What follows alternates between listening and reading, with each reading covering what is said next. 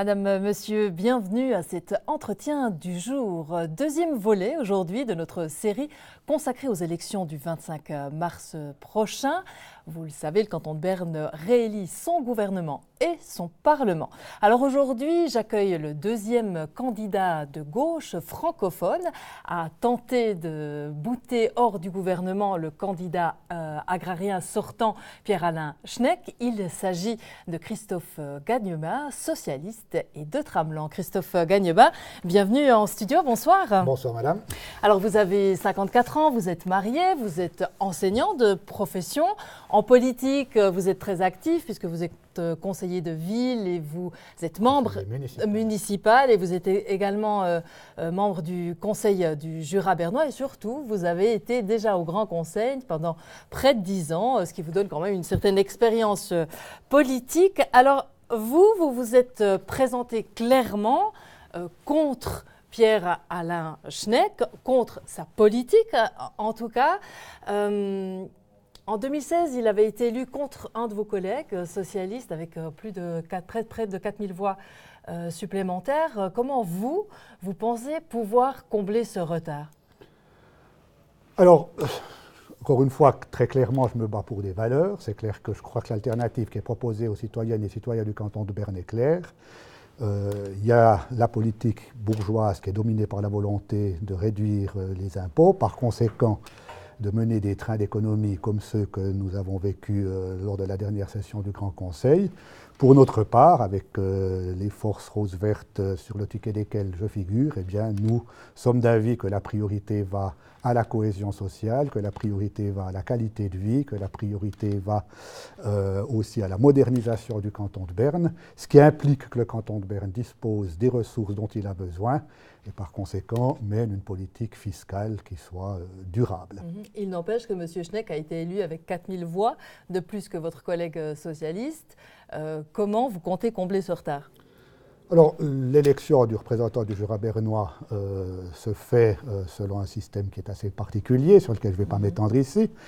Je suis convaincu que le Jura bernois a besoin notamment d'un service public fort, puisque en tant que minorité francophone, il est souvent un petit peu oublié par les grands groupes économiques, les grandes banques par exemple, donc il est tributaire, je dirais, d'un État fort, volontariste. C'est aussi le cas pour le développement de son tissu industriel, extrêmement performant, mais très sensible aux sautes d'humeur de la conjoncture mondiale. Donc là aussi, le Jura bernois a besoin d'un canton de Berne qui soit à même, en période de crise, d'assumer ses responsabilités sociales, ses responsabilités dans le domaine de la formation. Et c'est le message que j'essaie de faire passer auprès notamment des habitants du Jura bernois. Mais je dois dire aussi qu'en voyageant beaucoup, comme je le fais actuellement dans la partie alémanique du canton de Berne, je constate que des régions comme l'Oberland, comme le Mental, elles aussi viennent me dire, oui, nous aussi, nous avons besoin d'un service public fort. Or, un service public fort, je crois que clairement, c'est une des priorités du ticket rose-vert et non pas de la majorité actuelle. Alors le gros problème, il réside quand même dans le fait que la gauche part dans cette élection, dans cette volonté de renverser la majorité politique complètement divisée, puisqu'il y a une deuxième candidate de gauche en la personne de Maureen Riesen. Oui, comme je l'ai dit, donc je me bats pour des valeurs, pour des idées. Je m'efforce de ne pas lutter contre des personnes, ni contre M. Schnegg, ni contre Mme Riesen. Je rappelle simplement que ce n'est pas la première fois que telle situation se produit. Voici maintenant 12 ans, Philippe Pernoud avait été élu avec aussi une candidature du PSA. Donc je pense que mes chances demeurent tout à fait intactes. Ce qu'il s'agit de voir maintenant, c'est tout petit peu l'esprit dans lequel cette candidature a été lancée. Mme Riesen semble s'exprimer de manière constructive. Le président du PSA a eu à mon sujet des propos haineux dans la presse alémanique, ce que je regrette. C'est vrai qu'il était illusoire de penser qu'après les votes communalistes de Moutier et de Saurvilliers de Belpraon l'an dernier, on puisse trouver une base programmatique commune pour préparer ensemble les élections de 2018. Et pour vous, vous pensez que vous allez pouvoir grappiller des voix grâce au fait que des gens soient agacés et aient envie de tourner une page sur la question jurassienne ? Je pense que la question jurassienne est effectivement une question dont la population du Jura bernois a très largement soupé, si j'ose m'exprimer ainsi.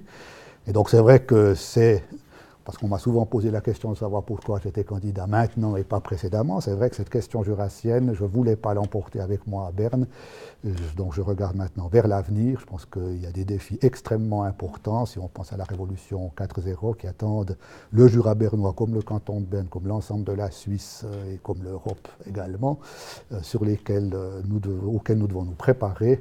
Et c'est là, évidemment, ma priorité, la question jurassienne. Je m'en réjouis, et ce n'est pas moi qui le dis, c'est écrit dans les accords qui ont été signés par les deux cantons et politiquement réglé. Alors, c'est réglé. Vous avez plusieurs fois répété que vous vouliez être l'élu de tous les Bernois. Vous êtes bien connu, voire très connu dans le Jura bernois, ce qui est un peu moins le cas, vous le dites. Maintenant, vous allez un petit peu en campagne dans le reste du canton. Comment vous vous sentez accueilli en tant que francophone dans l'Emmental ou dans l'Oberland? Je dois dire que l'accueil est plus positif encore que ce que je pouvais imaginer.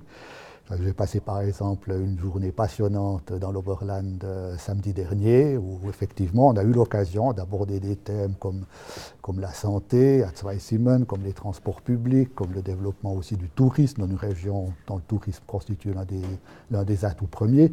Ce qui me frappe, c'est qu'à chaque fois, effectivement, l'attente qui vient de la population, c'est quand même celle d'un canton de Berne en mesure d'assumer ses responsabilités.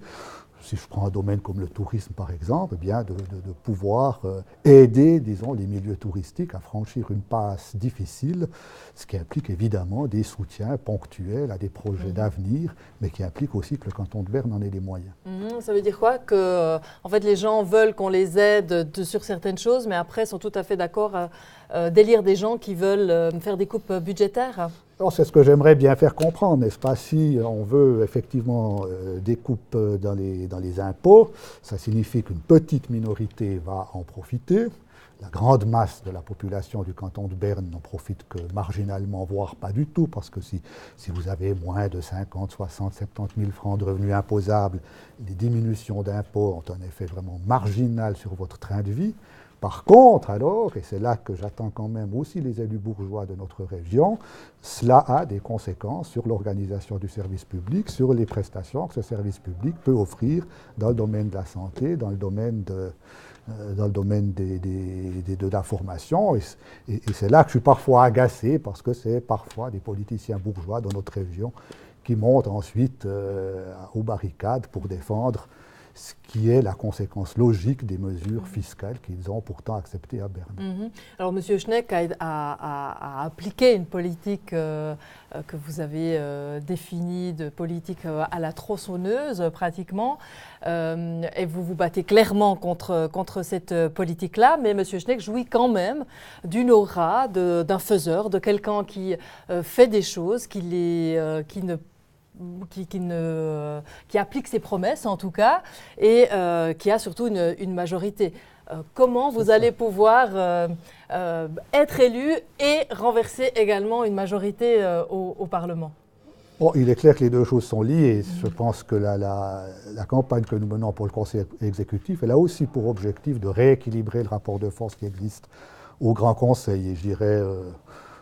Bon, il faut être un tout petit peu fou, mais enfin, c'est parfois pas de mauvais aloi de croire qu'on pourrait avoir une majorité de gauche au Parlement. Mais ça relève un peu de l'utopie. Alors peut-être un peu. Par contre, ce qui est tout à fait possible, c'est de rééquilibrer les forces et d'obliger la majorité, notamment la majorité PLR-UDC, à nouveau rechercher sur un certain nombre de points les solutions de compromis, que ce soit avec la gauche, si elle s'est renforcée, ce qui est éminemment souhaitable. Il faut aussi ne pas oublier des partis comme les Verts libéraux, comme le PEV, qui contribuent aussi à créer des majorités. Actuellement, depuis 2 ans, c'est vrai que M. Schneck a pu s'appuyer sur une majorité rouleau compresseur, qui, il faut bien le dire, n'a absolument pas cherché le dialogue avec les autres composantes du Parlement. Ça n'est pas du tout dans la tradition politique suisse, il faut bien le dire. D'ailleurs, je rappelle quand même que le peuple s'est opposé à une mesure qui a été prise dans le domaine du soutien au paiement des primes d'assurance maladie. Et je pense que si cette majorité continue, eh bien, on va aller vers des blocages toujours plus nombreux. Alors, juste en 3 secondes, parce que c'est tout ce qui nous reste, pourquoi les gens doivent vous faire confiance ? parce que je crois que j'incarne une politique tournée vers l'avenir, une politique basée sur la cohésion sociale, sur l'égalité des chances, et je crois que c'est véritablement quelque chose dont le canton de Berne, le Jura bernois en particulier, ont besoin. Christophe Gagnebin, merci. Réponse dans les urnes le 25 mars prochain. Bon vent. Merci beaucoup. Voilà, c'en est tout pour aujourd'hui. Merci de nous avoir suivis. Et la semaine prochaine, place au sortant Pierre Alain Schneck.